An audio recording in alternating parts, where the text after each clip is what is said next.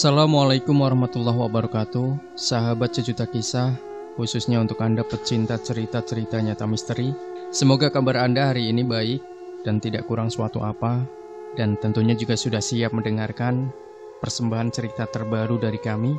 Kesempatan hari ini kami sudah menyiapkan sebuah kisah nyata misteri yang berjudul Dipaksa Kawin dengan Putri Penunggu Gua Langse. Gua Langse terletak di kaki tebing pantai Parangtritis. Walau medannya sulit dijangkau, namun banyak peziarah yang menantang maut untuk mendatanginya. Salah satunya adalah Gino. Gara-gara suka judi dan main perempuan, pria asal Bantul, Yogyakarta ini usahanya bangkrut. Karena perilaku suaminya yang sudah keterlaluan, Marni istri Gino memilih kembali ke rumah orang tuanya dengan memboyong anak mereka yang masih balita. Aku tak tahan hidup serumah dengan penjudi dan suka selingkuh. Lebih baik aku kembali ke rumah orang tuaku. Demikian salah sebagian isi surat Marni yang ditinggalkannya di meja makan. Ketika membaca surat ini, batin Gino bergetar. Dia merasa sangat kehilangan Marni dan anaknya yang sedang lucu-lucunya itu. Gino ingin menjemput Marni dan anaknya. Namun, dia belum punya nyali untuk menyusul istrinya ke rumah mertuanya di Pleret, Bantul. Apalagi keadaan dirinya sekarang sudah boleh dikatakan bangkrut total. Mobil dan barang-barang berharga yang dulu dipunyainya telah habis terjual untuk membayar utang-utangnya. Bahkan sertifikat tanahnya juga telah digadaikan. Itu saja belum bisa melunasi semua utangnya. Ini semua karena kebiasaan buruk yang senang menghambur-hamburkan uang di meja judi dan main perempuan jalang. Aku ingin menyepi di Gua Langse untuk menenangkan diri dulu. Mudah-mudahan bisa kutemukan jalan keluar untuk mengatasi persoalan yang membelitku sekarang ini, kata Gino pada Wahyu sahabatnya. Mendengar niatan sahabatnya ini, Wahyu hanya mengangguk-anggukan kepalanya. Karena sebagai pegawai negeri sipil golongan A, tentu dia tidak bisa banyak membantu persoalan yang membelit kehidupan Gino. Bahkan untuk menghidupi keluarganya sehari-hari saja, boleh dikatakan sudah sangat pas-pasan. Gua Langse yang banyak orang mengatakan sebagai gua milik penguasa Laut Selatan Ratu Kidul ini, sejak dulu memang dikenal sebagai tempat untuk bertapa. Dr. Hermanus Johannes de Graaf, sejarawan Belanda yang menghususkan pada pengkajian tanah Jawa, dalam bukunya menyebutkan kalau di gua inilah dulu Sunan Kalijaga sering bertapa. Demikian juga halnya dengan Syekh Siti Jenar. Bahkan para Raja Mataram seperti Panembahan Senopati dan Sultan Agung Hanyakarakusuma sering memanfaatkan tempat ini untuk bermeditasi, terutama kalau mereka tengah menghadapi berbagai persoalan kerajaan yang cukup berat. Karena pernah jadi tempat bermeditasi para tokoh besar, maka sampai saat ini banyak warga masyarakat yang datang ke Gua Langse untuk bertapa. Tujuannya macam-macam, dari sekedar untuk menenangkan diri, mencari wangsit, sampai ingin mencari kekayaan dengan cara yang sebenarnya tidak dibenarkan oleh agama, pesugihan. Hati-hati yakin, jangan berbuat macam-macam, apalagi mau bunuh diri. Pesan Wahyu saat mengantarkan Gino menuju tebing menuju Gua Langse. Wahyu merasa ngeri saat dari tebing dengan ketinggian 400 meter dan nyaris tegak lurus itu, Gino mulai menuruni tangga bambu menuju gua. Di kanan kirinya tampak banyak akar dan batuan yang menonjol.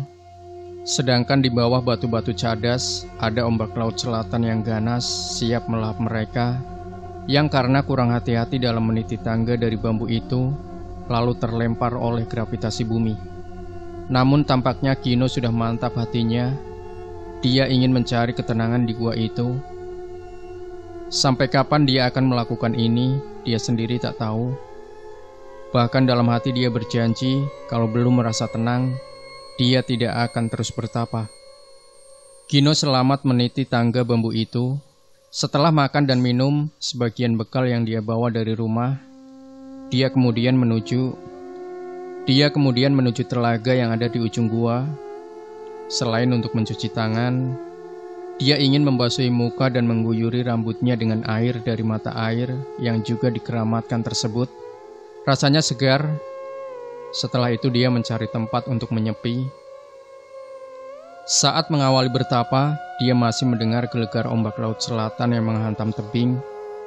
Demikian pula dengan cericit burung yang banyak berterbangan di sekitarnya. Namun, pelan tapi pasti, suara-suara itu menghilang, dan dalam bayangannya dia seperti mengembara di padang luas yang tandus, seolah tak ada kehidupan di padang yang sangat luas tersebut. Dalam pengembaraan di padang tandus ini, Gino merasa sangat lelah dan kehausan. Namun Gino tak melihat ada telaga atau tempat yang subur yang bisa menjadi tempat untuk sekadar berteduh. Akankah aku akan tersesat dan mati di tengah padang misterius ini? Tanyanya dalam hati. Dengan sempoyongan dia terus berjalan, menapaki tanah berpatu padas yang keras. Dan setelah nyaris mati, akhirnya dia menemukan satu tanah yang subur. Dia juga melihat ada telaga dan rumah mungil di situ. Gino ingin minum dan membasuh mukanya dengan air telaga. Namun setiap kedua tangannya mengambil air, suatu keanehan terjadi. Air yang tadinya jernih itu berubah merah darah dan berbau anyir. Gino putus asa, namun dia hanya bisa menangis sesenggukan. "Nak Mas, kehausan ya?" Tiba-tiba ada seseorang yang bertanya. Ketika Gino mengangkat wajahnya, dia melihat ada lelaki tua berambut putih semua telah berdiri di dekatnya. Aneh, seketika itu rasa hausnya jadi hilang. "Siapakah kakek ini sebenarnya?" tanya Gino. Dia heran karena lelaki tua itu berpakaian seperti orang yang hidup di zaman Majapahit, dengan rambut digelung dan berkain lurik. "Nanti Nak Mas akan tahu sendiri," senyum si kakek. "Kalau ingin istirahat, Nak Mas bisa mampir di rumah saya. Mari silahkan," katanya memberi tawaran menarik bagi Gino. Seperti kerbau yang dicocok hidungnya, Gino pun menyambut tawaran si kakek. Anehnya orang tua ini ternyata tidak tinggal sendirian, karena di rumah yang mungil itu juga tinggal dua orang perempuan, yang satu sudah tua dan nampaknya istri dari si kakek misterius, sedangkan yang satunya muda, pastilah anak atau cucunya. Gadis belia ini tampak cantik walau berpakaian gaya masa lampau dengan kebaya warna hijau pupus. Wanita muda itu tersenyum saat melihat si kakek datang dengan seorang lelaki muda. Gino membalas senyum itu meski masih merasa heran. "Dia Suli, anakku Nak Mas." Si kakek memperkenalkan anaknya. Sementara itu, Suli hanya tersipu ketika bapaknya mengenalkan dirinya pada sang tamu. Kalau semula hanya biasa saja terhadap gadis itu, namun lambat laun Gino seperti tersihir dengan kecantikan Suli. Rupanya hal ini disadari benar oleh orang tua gadis tersebut. "Nak Mas, kami memang sengaja membawamu ke sini karena kami ingin mengambil Nak Mas sebagai menantu," kata si kakek. Gino kaget mendengarnya. Memang kalau dilihat kecantikannya, sebagai lelaki dia sangat terpesona pada kecantikan Suli.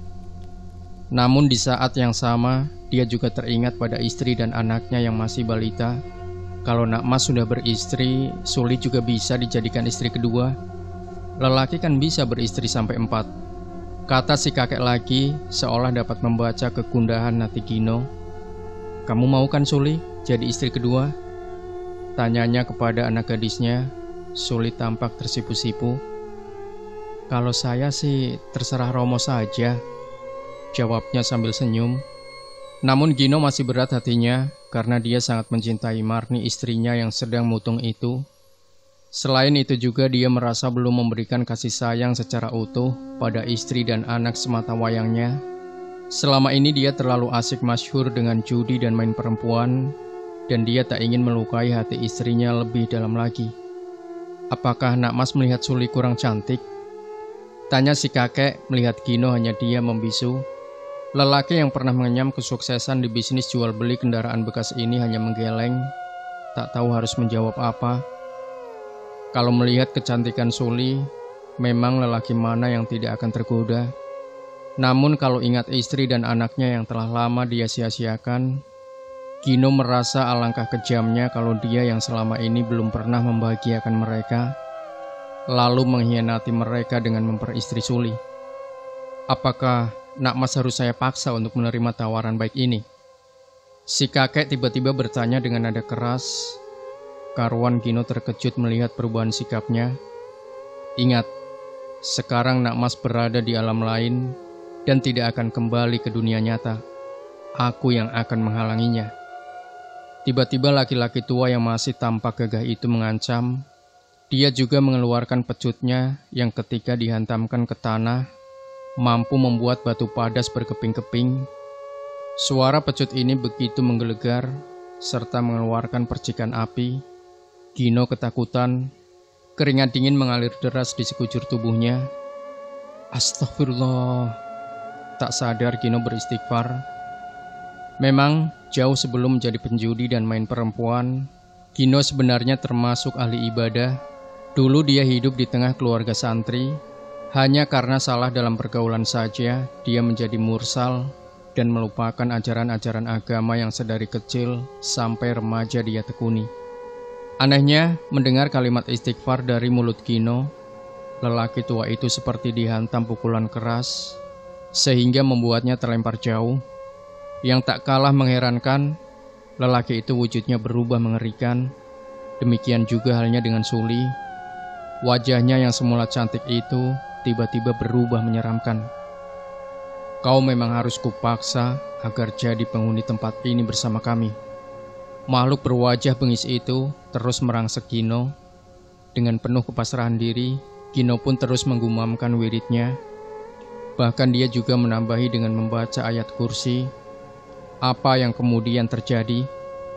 Demi mendengar ayat suci Al-Quran dari mulut Gino, makhluk-makhluk misterius yang menakutkan semakin kalang kabut, bahkan kemudian hancur berkeping-keping. Alhamdulillah, cetus Gino spontan. Aneh, ketika ucapan syukur itu diucapkan secara spontan, maka secara berbarengan dia telah berada di atas tempat tidur. Yang membuat kaget, di sekelilingnya juga ada Marni istrinya, mertuanya, juga Wahyu sahabatnya.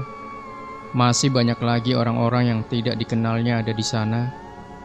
Kamu sudah sadar anakku? Bisik seorang kakek. Tapi bukan kakek yang dia temui di padang misterius itu. Orang tua ini ternyata sesepuh masyarakat yang tinggal di kawasan Parangtritis. Dia juga yang kemudian menerangkan kalau dirinya telah ditemukan oleh peziarah lain tak sadar diri tak jauh dari lokasi Gua Langse. Tampaknya kamu nyaris kalap dibawa oleh makhluk alam lain yang menunggu Gua Langse. Untung kamu masih bisa melawan kekuatan mereka. Andai kata kamu mau diambil menantu penunggu gua itu, tentu kamu sudah tidak berada di sini.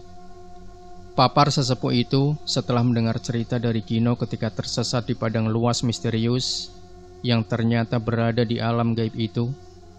Gino sendiri juga bingung kenapa bisa sampai seperti itu kejadiannya.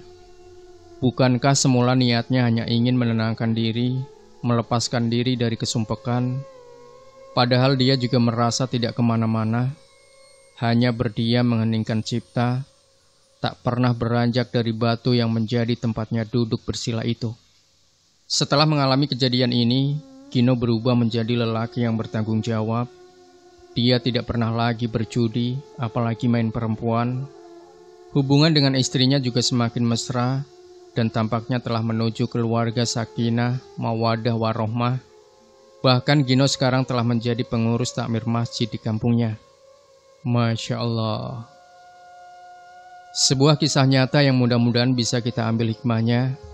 Jangan lupa sahabat sejuta kisah, untuk Anda yang ingin berbagi cerita pengalaman mistis Anda, kirimkan ke email yang sudah kami cantumkan di deskripsi atau melalui WhatsApp admin. Untuk durasinya bebas ya, minimal 8 menit dan untuk maksimalnya tidak dibatasi, berapapun kita terima. Dan yang gak boleh ketinggalan, tinggalkan komentar Anda, like, share video ini, subscribe channel Sejuta Kisah, dan kembali nantikan cerita-cerita misteri terbaru dari kami selanjutnya. Sampai jumpa. Wassalamualaikum warahmatullahi wabarakatuh.